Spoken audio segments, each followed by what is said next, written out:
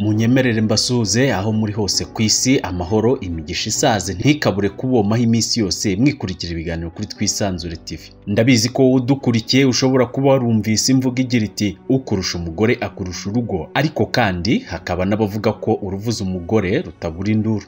Nubwo byose biterwa n'ubireba, ubivuga n'umwanya abigenzuriramo. Nta gitangaje cyangwa icyantangaza mu gihe wabona abagore kuri uru rutonde utatekereza, kimwe n'uko ushobora kubura aho watekerezaga bitewe n'inguni uhagazemo cyangwa ubireberamo. Maze numara gukurikira iki kiganiro cyose, ufata umwanya utanga igitekerezo cyawe uko ubyumva wisanzuye rwose, ariko udasandaguza iby'abandi kuko si wo muco wacu.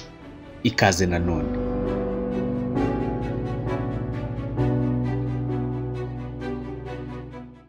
Burya ubutwari n'ubugwari biboneka ku bitsina byombi y'abagabo na gore. Birashoboka ko ntangiranye imvugo igoranye ariko kandi itagoramye, kuko tugiye kurebera hamwe urutonde rw'abagore 7 bagize impinduka zikomeye muri politiki y'u Rwanda. Bibutse ko impinduka zishobora kuba nziza cyangwa mbi. Impinduka muri politiki y'u Rwanda ku bagore si ibya vuba, kuko no mu bihe by'ubwami aba bagore bagize uruhare rukomeye mu kugaragara muri politiki y'u Rwanda. Reka duhere kuri Robwa mbere yuko twinjira mu bo mu biragano bya vuba. Uyu Robwa yari igikomangoma cyemeye kumena amaraso ngo kitabyarana n'umwami w'Igisaka, hati Gisaka kikazigarura u Rwanda. Guhara icyubahiro cyo kuba umugabekazi akemera gupfira u Rwanda bimugaragaza nk'intwari idasanzwe mu zabayeho mu Rwanda rwo hambere mu bagore. Iyi akaba ari nayo mpamvu agaragara kuri urutonde turi kubagezaho kuri TWISANZURE TV. Mbere yo kurongorwa n'ubwami bw'Igisaka, Nsoro yari yarabwiye umukobwa we ko nashaka gushyingirwa kwa Kimenyi azagenda abizi ko ari umutabazi w'u Rwanda, bityo atazagenda yibwira ko ari umugeni usanzwe, dore ko ari nako yaje kubikora rwose. Kimenyi nawe yagize ngo yitoraguriye ingoma mu giteme mu mitomo idashira, ati rukurura iyi ni yawe rwose, ndetse n'Igisaka ni cyawe n'utundi turingushyo twinshi. Ariko Robwa akamusubiza mucyurira ati mbabazwa n'uwakwise Kimenyi, kuko iyuza kuba Kimenyi bya nyabyo wakamenya icyanzanye hano mu Gisaka. Robwa yamenyekanye nk'intwari cyane kubera uburyo yemeye kuba umutabazi w'umucengeri akamena amaraso ye mu Gisaka. Icyo gihe yari atwite inda y'umwami Kimenyi w'Igisaka. Urupfu rwa Robwa rwamugize ikirangirire mu bakobwa n'abagore bose babayeho mu mateka y'u Rwanda rwo hambere. Impinduka nk'izo zatumye hatavuka umwana wari kwigarurira u Rwanda mubona ubu, nizo TWISANZURE TV ishingira igaruka kuri uyu mugore kuri uru rutonde.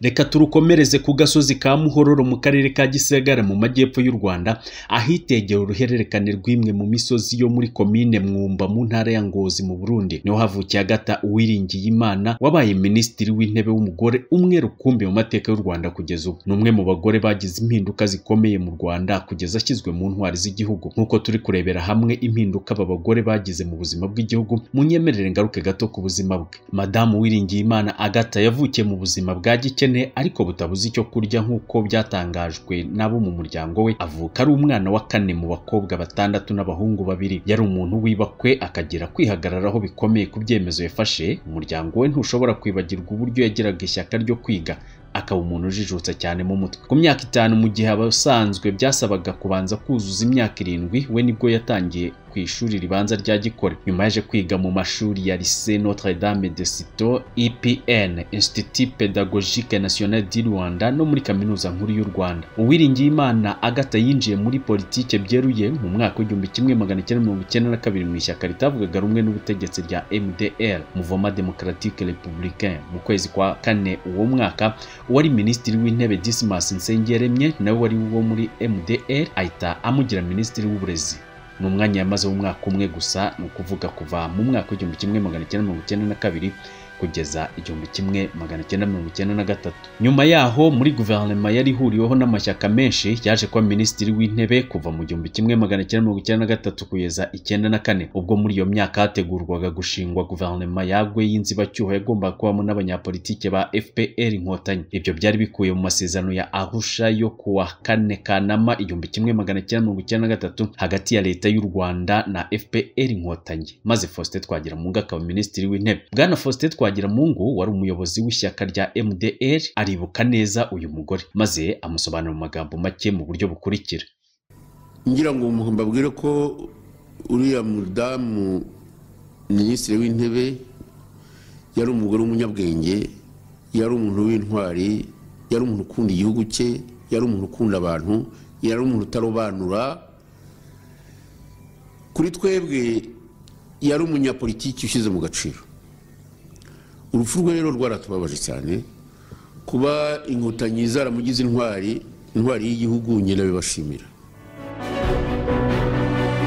Agata yabaye minisitiri w'intebe mu bihe byari bigoye by'intambara n'ingorane mu mibereho myiza y'abaturage, ariko yagiye aba umuntu uzi guhangana nabyo mu buryo bwiza. Ibi byatumye abamubonaga bamufata nk'umudamu w'igihanganye ndetse nk'umudamu udasanzwe muri ibyo bihe. Mu gihe yari minisitiri w'uburezi, azwiho guca politiki y'iringaniza mu mashuri, aho imyanya mu mashuri yisumbuye n'amakuru yatangwaga hagendewe ku turere, akayisimbuza guhabwa umwanya hagendewe ku mitsindire y'umunyeshuri ku giti cye. Nyuma y'umwaduko wa politiki y'amashyaka menshi mu 1990, n'umwe muri bake bazamuraga ijwi banenga ku mugaragaro ubutegetsi bw'uwari perezida w'u Rwanda Juvenal Habyarimana mu muhango wabereye kuri CND ku ya 5 Mutarama 1994, ubwo hategurwaga ishyirwaho rya guverinoma yagwe y'inzibacyuho yagomba kubamo n'abanyapolitiki ya FPR Inkotanyi. Habyarimana Juvenal yarahiriye kuba perezida, ariko ntihashyirwaho guverinoma yavugwaga mu masezerano yarusha. Amaze gusohoka, itangazamakuru ryegereye Agata Uwiringiyimana nka minisitiri w'intebe wari wateguye uwo muhango, maze bamubaza ikigiye gukurikiraho niba ari intambara hagati ye na perezida, ariko abasubiza agira ati: Nyakubahwa minisitiri twagira ngo tubabaze gahunda mwari mwateguye turabona isa naho itubahirijwe, twagira ngo tubaze icyo mutekereza uko muyumva muri aka kanya. Kugeza ubu ndatemera gahunda nateguye, cyane cyane ko nayiteguye mbifitiye ububasha. Nkaba numva rero niba ishobora gucibwamo, ibyari ngombwa nuko mubaza uwaba yayiciyemo itabiteye. Niko mbibona. Tuvuge ko mbese ubu ngubu muri aka kanya ari intambara ivuta hagati ya minisitiri w'intebe Uwiringiyimana Agata na perezida wa Repubulika Habyarimana Juvenal. Nta ntambara ishobora kuvuka hagati yanjye na perezida wa Repubulika, ntibishoboka. Perezida Juvenal Habyarimana yaje kwicwa ubwo indege yahanurirwaga i Kigali mu ijoro ryo ku itariki ya 6 y'ukwezi kwa 4 mu 1994, maze madamu Uwiringiyimana Agata n'umugabo we Inyase barahira bicwa ku munsi wakurikiyeho. Nkuko nabivuze nkitangira iki kiganiro, iyo tuvuze impinduka zirebwa mu nguni ebyiri, inziza n'imbi, kandi byose bigaterwa n'inguni uzigenzura yahagazemo. Bityo buri wese ashobora kugira uko abyumva nuko abibona, yaba kubona abandi we yumva bakwiye kuba kuri urutonde cyangwa abaruriho batari bakwiye kurubaho. Duha ibitekerezo unyuze mu mwanya wa komenti uko ubyumva cyangwa uko bibona. Undi mugore udashobora kurenza ingohe ni Agata Kanziga Habyarimana, akaba yarabaye umugore wa perezida Juvenal Habyarimana. Uyu mugore afatwa nk'umunyabubasha wabashije kuba imbaraga nkomeza mfuruka ku butegetsi bw'umugabo we. Agata Kanziga yavutse kuwa 21 Mutarama 1942 Ikarago mu cyahoze ari perefegitura ya Gisenyi mu burengerazuba bw'u Rwanda. Akaba yaricaye mu nshingano zo kuba umugore wa perezida kuva mu mwaka w'1973 kugeza muri Mata 1994. Uwo mwaka ni nawe yabereyemo umupfakazi kugeza ubu. Icyatumye uyu mugore amenyekana cyane ari naho impinduka ze ku gihugu cy'u Rwanda zigaragarira, akaba ari umuryango yabarizwagamo witwa Akazu. Amateka akagaragaza nk'izingiro rikomeye ry'itegurwa n'ishyirwa mu bikorwa ry'umugambi wa jenoside yakorewe abatutsi mu Rwanda mu mwaka w'1994, cyane ko bivugwa ko kari kagizwe n'intagondwa zabarurirwaga mu bwoko bw'abahutu banagize uruhare muri jenoside yakorewe abatutsi. Nyuma y'urupfu rw'umugabo we hamwe n'abari bagize Akazu bagera kuri 30 bahungishijwe n'ingabo z'igihugu cy'Ubufaransa. Ageze mu Bufaransa, ubutegetsi bw'igihugu cy'Ubufaransa bwamwakirije amadolari 40,000 yo kuba amufasha mu kiswe ubufasha bwihutirwa ku mpunzi z'Abanyarwanda, ku butumire bw'uwahoze ari perezida wa Gabon Omar Bongo. Mu kwezi kwa 9 ku mwaka w'1997 yagiye Libreville muri Gabon, aza gukomereza no mu cyahoze ari Zaire, ariko aza kuhava asubira mu Bufaransa mu cyavuzwe ko ari impungenge z'umutekano. Mu mwaka w'2004 yasabye ubuhungiro mu buryo bwemewe n'amategeko mu gihugu cy'Ubufaransa, ariko ntiyabyemererwa nubwo yakomeje kuba mu Bufaransa. Mu myaka yakurikiyeho, perezida Nicolas Sarkozy wayoboraga igihugu cy'Ubufaransa yasuye u Rwanda maze yemera ko hari uruhare igihugu cye cyagize muri jenoside yakorewe abatutsi. Yiyemeza ko bagiye gukurikirana abashobora kuba barayigizemo uruhare bari mu Bufaransa. Kuwa 2 Werurwe umwaka w'2010 nibwo madamu Agata Kanziga Habyarimana yatawe muri yombi, ariko urukiko rwanzura ko atagomba koherezwa mu Rwanda. Mu mateka ashaririye u Rwanda rwanyuzemo ya jenoside yakorewe abatutsi mu mwaka w'igihumbi kimwe magana cyenda mirongo icyenda na kane, nyuma y'uwo mwaka abagore bakomeje kugaragaza impinduka muri politiki y'u Rwanda, dore ko noneho bahawe rugari mu myanya ifata ibyemezo no mu nzego zose za leta. Birashoboka ko mu bashyizeho iryo tafari udakwiye kurenza ingohi y'uyu mugore. In 1994, I served in the government. I was the first Minister of Women and Family Promotion.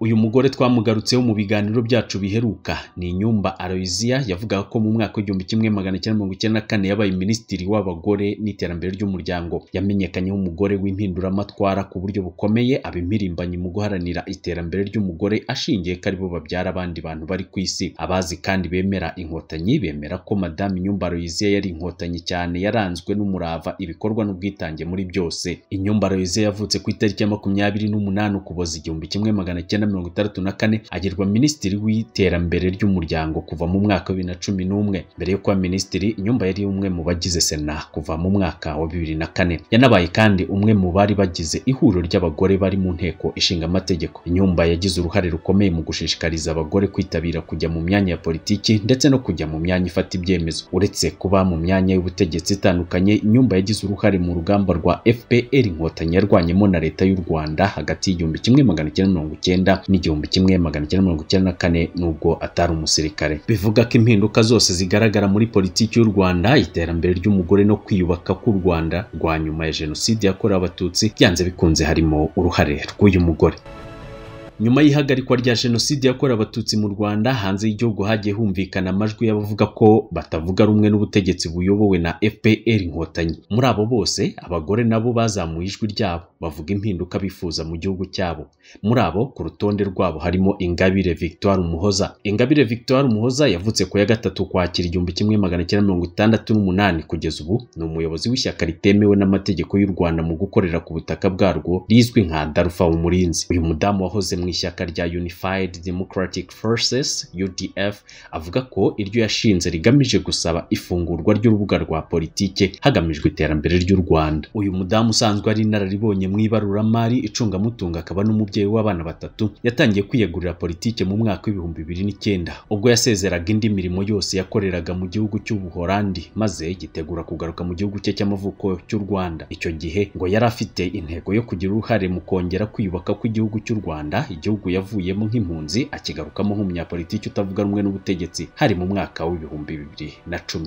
Bidatinze yasuye urwibutso rwa jenoside yakorewe abatutsi muri Mata umwaka w'igihumbi kimwe magana cyenda mirongo icyenda na kane, maze amaze gusobanurirwa ayo mateka imbere y'itangazamakuru agira ati: nanone niyo urebye usanga nta ngamba ya politike ihari ifatika yo gufasha abanyarwanda kugera ku bwiyunge, kuko nk'ubu hano turareba kuri uru rwibutso ruragarukira mu by'ukuri ku bantu bahitanywe n'itsembabwoko ry'abatutsi. Haracyari uruhare rundi rw'itsembatsemba ryakorewe abahutu, kuko nabo barababaye, abantu babo bishwe, nabo baravuga bati mbese ibyacu byo bizagerwaho. Kugira ngo rero tuzagere ku nzira y'ubwiyunge, nuko ako kababaro ka buri wese tukumva. Ni ngombwa ko abatutsi biciwe, abahutu babishe babyumva kandi bemera ko bagomba kubihanirwa. Ni ngombwa ko abantu baba barishe abahutu nabo bumva ko nabo bagomba kubihanirwa. Kandi ni ngombwa ko abanyarwanda mu moko yacu tuvamo anyuranye twumva ko tugomba gufatanyiriza hamwe mu bumwe, mu bwubahane, tukubaka igihugu cyacu mu mahoro. Mu kwezi kwa Kanama k'umwaka wa 2010, Madame Ingabire Victoire Umuhoza yashatse guhagararira ishyaka yabarizwagamo rya Unified Democratic Forces mu matora ya perezida wa Repubulika, ariko ntibyamushobokera kubera gushinjwa ibyaha bifitanye isano n'iterabwoba no guhungabanya umutekano w'igihugu, maze akatirwa kumara imyaka 15 ari muri gereza. Madame Ingabire Victoire Umuhoza yashinze amahuriro n'imiryango binyuranye, byose bivuga ko bifite intego zo gufasha no gushyigikira ibyiciro bibarurirwamo. Mu kwezi kwa Mutarama umwaka wa 2010 nibwo yageze mu Rwanda, maze kuwa 14 Ukwakira uwo mwaka atabwa muri yombi akurikiranyweho ibyaha bifitanye aho bihuriye no gushinga umutwe w'abagizi ba nabi hagamijwe guhungabanya umutekano w'igihugu, kugira uruhare mu bikorwa by'iterabwoba, gushaka kugirira nabi ubutegetsi buriho hakoreshejwe intambara, guteza imvururu muri rubanda, n'ibyaha bifitanye isano n'ihakana n'ipfobya rya jenoside. N'ibyaha we yahakaniye kuravuga ko bishingiye kuri politiki. Yabanje gukatirwa n'urukiko rwisumbuye rwa Kigali gufungwa imyaka 8, ariko nyuma urukiko rw'ikirenga ruza kumukatira gufungwa imyaka 15 muri gereza. N'ifungwa ryakurikiranwe n'ibibazo muri diplomasi y'u Rwanda n'ibihugu by'Uburayi cyane cyane igihugu cy'Ubuholandi. Yaje gufungurwa ku mbabazi za perezida kuwa 14 Nzeri 2018 nyuma y'imyaka 8 ari muri gereza, maze imbere yitangazamakuru ati hashize imyaka 8 ndi muri gereza, ariko nakomeje kurikirana ubuzima bwo muri gereza bw'igihugu cyacu. Hari byinshi byagezweho ndetse hari n'ibyinshi abanyarwanda dushobora kugeraho dushyize hamwe. Sinshidikanya ko rero kuba abantu batavuga rumwe cyangwa batabona ibintu kimwe ubundi bigomba kutubera isoko yo kubaka igihugu cyacu mu mahoro, tugagira imiyoboro inyuranye yo kwicishamo ibyo bitekerezo, iha buri wese mu bwisanzure kuvuga icyo atekereza nta nkomyi, kuko ari bwo buryo bwiza bwo gushyigikira iterambere rirambye ndetse no kubaka ejo hazaza heza ku rubyiruko. Ingabire Victoire Muhoza yabaye urugero rw'umugore wa mbere uvuga ko atavuga rumwe n'ubutegetsi mu bakorera politiki hanze y'igihugu, wemeye kuza kwikorera mu gihugu. Kugeza ubu akaba ari mu buzima busanzwe nk'abandi banyarwanda mu Rwanda. Atangaza ibitekerezo byabo mu gitabo yanditse, inkuru anyuza mu bitangazamakuru n'indi miyoboro ntangazamakuru.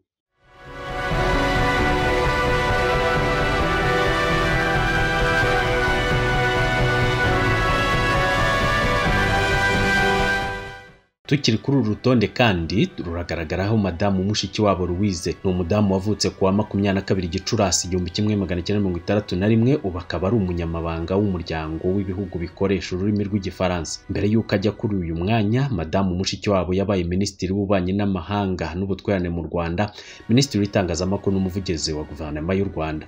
Mu gihe ari minisitiri w'itangazamakuru kuva mu mwaka wa 2008 kugeza 2009, madamu Mushikiwabo yarwanye cyane n'ibitangazamakuru bashakaga kubahiriza amahame yo gutanga ibitekerezo byubahirije amategeko. Mushikiwabo yamenyekanye nk'umudamu washishikarizaga abagenzi be mu buyobozi gushyigikira ubwisanzure bw'itangazamakuru. Nubwo bimeze bityo ariko ntiyaburaga gufata imyanzuro ikakaye, cyane cyane ku bitangazamakuru byashoboraga kuvuga nawe ubuyobozi yabarizwagamo cyangwa kutubahiriza amategeko afitanye isano no kurwanya ihakana n'ipfobya rya jenoside yakorewe Abatutsi. Nko mu mwaka wa 2009, madamu Mushikiwabo yahagaritse BBC ishami ry'Ikinyarwanda mu kumvikana ku muyoboro wa FM mu Rwanda. Iyi radio y'Abongereza yahagaritswe izira kuba ngo yarahaga urubuga abajenosideri abahakana bakanapfobya jenoside yakorewe Abatutsi mu Rwanda.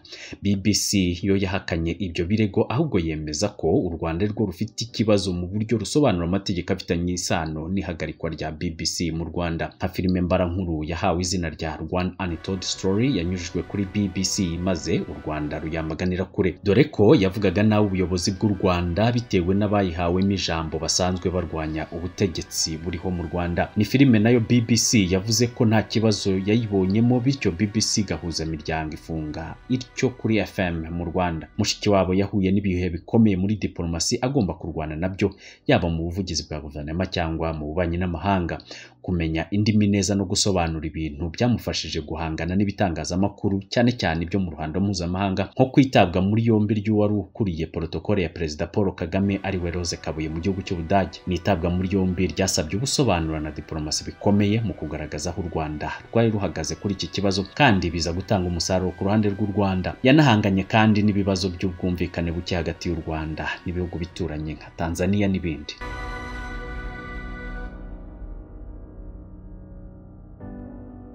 Kuri uru rutonde turahasanga madamu Jeannette Kagame, umugore wa Perezida Paul Kagame.